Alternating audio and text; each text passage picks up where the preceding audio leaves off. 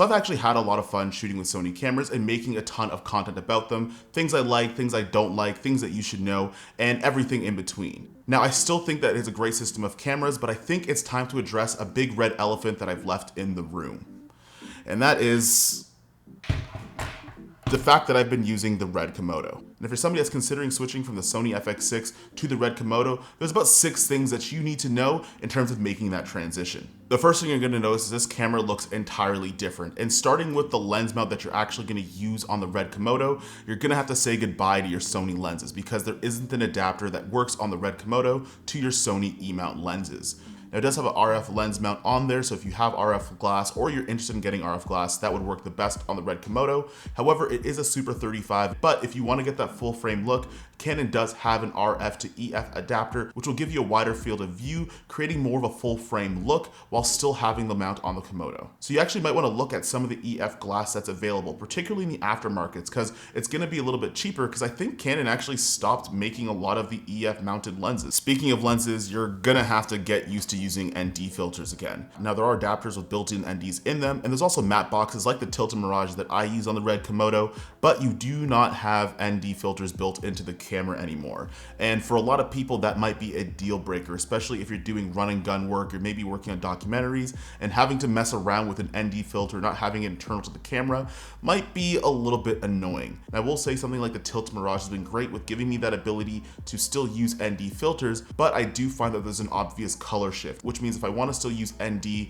but I also want to have the best image possible, because it is a great image quality camera, I do have to go and spend the extra money to go and get better ND filters. Now, if you want to have great audio that pairs with a great image that the Red Komodo provides, you're going to have to make friends with these guys. Now, this is an external recorder. Particularly, this is my Zoom H6. Now, you can get any external recorder with XLR inputs because the Red Komodo does not have one. And it does have a 3.5mm jack, so you're not completely out in terms of audio sources, but if you're looking for higher quality audio, something a little bit more stable, or just something that sounds overall better like some of the XLR mics, you're going to have to do it externally. Now, a big reason why people go for the Red Komodo is to use that red raw codec with all the high quality and all the color that you can use in post-production. But with having really good quality images, it's going to have incredibly big data sizes. Now the Red Komodo does do RAW internally, but you have to use CF cards. For example, the LQ compression on the Red Komodo is going to give you about 77 minutes on a 512 CF card, which doesn't sound that far from the FX6, but on the FX6, I'll get about 66 minutes using a 128GB card, which means if I was to use a 512GB card on my Sony FX6,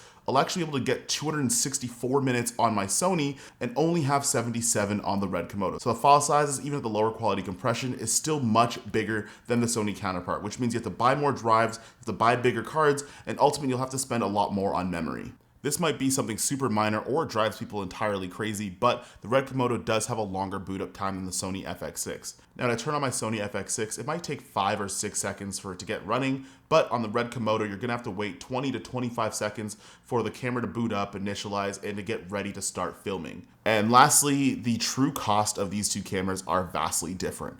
Now, when you look at it on B&H, the price tags look eerily similar, and it makes you think that these cameras should be more comparable in terms of price tags. You factor in the accessories just to get it working and production ready, the Red Komodo does cost quite a bit more than the Sony FX6. So if you're somebody that's switching over from one to the other, be prepared to have a couple extra $1,000 to make sure that you have enough to get this thing running. Now I went on B&H and just made a mock kit with no lenses just to see what it would take to get this camera running before I put a lens on it and start recording. And the Sony FX6, I landed around $7,700. Now that sounds like a lot of money, but when you go over to the Red Komodo and start getting the accessories for it, it's really expensive. The Red Komodo actually landed really close to $10,000 just to get this camera working. And that's not including any of the lenses that you're gonna need to actually get any images on this thing.